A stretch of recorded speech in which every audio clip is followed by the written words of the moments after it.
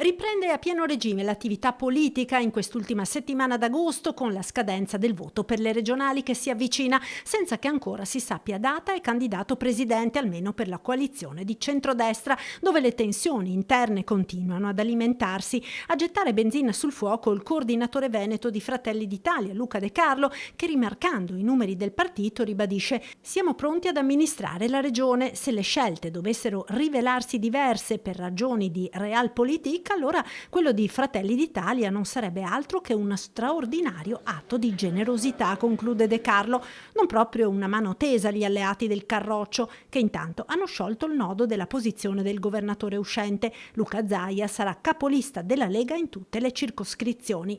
Attacca Andrea Martella, segretario veneto del PD.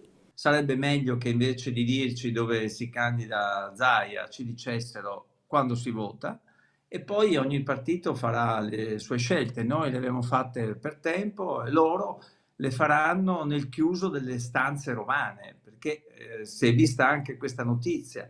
Non c'è una scelta che viene fatta in Veneto, ma c'è una scelta che viene fatta a Roma, in qualche palazzo, tra i leader dei vari partiti dello schieramento, sulla base di equilibri politici tra le varie forze e non sulla base dell'espressione territoriale. Se poi è questa l'autonomia, non avere la possibilità di decidere, far decidere a Roma sulla base di chissà quali criteri, mi pare che sia proprio la dimostrazione che all'autonomia non si crede, oltre a non essere stati capaci di realizzarla.